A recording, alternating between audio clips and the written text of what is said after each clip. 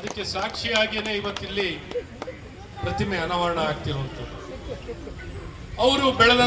ಅವರು ಬೆಳೆದು ದೊಡ್ಡ ಸಾಧಕರಾಗಿ ಬಾಳಿ ಬದುಕಿದಂಥ ಸ್ಥಳನೇ ಸದಾಶಿವನಗರ.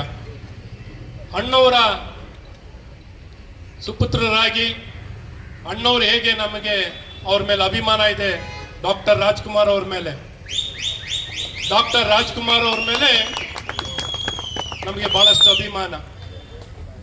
ಆಚೆ ಕಡೆ ಸ್ಯಾಂಕಿ ಇನ್ನೊಂದು ಎಂಟ್ರೆನ್ಸ್ ಮಲ್ಲೇಶ್ವರಂ ಕಡೆಯಿಂದ ಬರುವಂಥ ಎಂಟ್ರೆನ್ಸ್ನಲ್ಲಿ ಗೋಕಾಕ್ ಚಿಲುವಳಿ ಸ್ಮರಣಾರ್ಥ ಉದ್ಯಾನವನವನ್ನು ನಿರ್ಮಾಣ ಮಾಡಿ ಅಲ್ಲಿ ಡಾಕ್ಟರ್ ರಾಜ್ಕುಮಾರ್ ಅವರ ಪ್ರತಿಮೆಯನ್ನ ಅಲ್ಲಿ ಅನಾವರಣವನ್ನ ಮಾಡಿದ್ವಿ. ಸ್ಯಾಂಕಿ ಕೆರೆಯ ಇನ್ನೊಂದು ಭಾಗ ಸದಾಶಿವನಗರ, ಈ ಭಾಗದಲ್ಲಿ ನಾವು ಡಾಕ್ಟರ್ ಪುನೀತ್ ರಾಜ್ಕುಮಾರ್ ಅವರ ಪ್ರತಿಮೆಯನ್ನು ಅನಾವರಣವನ್ನ ಮಾಡ್ತಾ ಇದ್ದೀವಿ.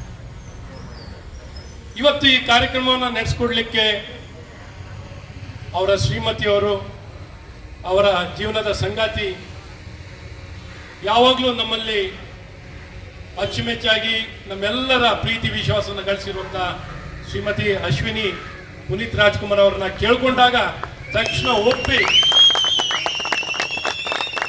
ಈ ಕಾರ್ಯಕ್ರಮಕ್ಕೆ ಬರ್ತೀನಿ ಅಂತ ಅವರು ಒಪ್ಪಿಕೊಂಡು ಇವತ್ತು ನಮ್ಮಲ್ಲಿದ್ದಾರೆ, ಅವ್ರು ಬಂದಿದ್ದಾರೆ.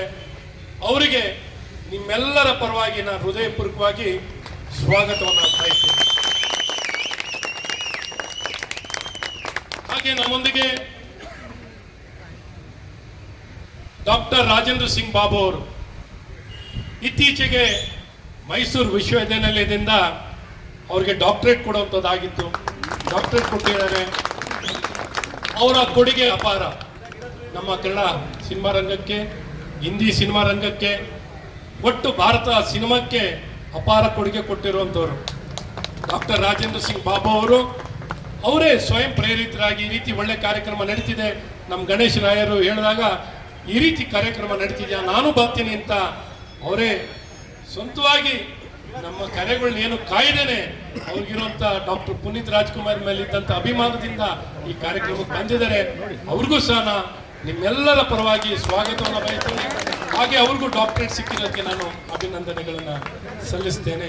50 ವರ್ಷ ಕಾಲ, 50 ವರ್ಷಕ್ಕಿಂತ ಸಿನಿಮಾ ರಂಗದಲ್ಲಿ 50 ವರ್ಷ ಕಾಲ ತಮ್ಮದು. ಅವ್ರ ತಂದೆಯವರು ಸಹ ಸಿನಿಮಾ ನಿರ್ಮಾಣ ಮಾಡಿದಂಥವ್ರು, ಎಂತೆಂಥ ಸಿನಿಮಾ ಕೊಟ್ಟಿದ್ದಾರೆ. ಇವತ್ತು ಮೈ ಜುಮ್ಮನ್ ಅಂತ ಆ ರೀತಿ ಸಿನಿಮಾಗಳು ಕೊಟ್ಟಿದ್ದಾರೆ. ಹಾಗೆ ನಮ್ಮೆಲ್ಲರ ಅಚ್ಚುಮೆಚ್ಚು ಅಪ್ಪು ಅವರು, ಅವ್ರ ಸುಪುತ್ರಿ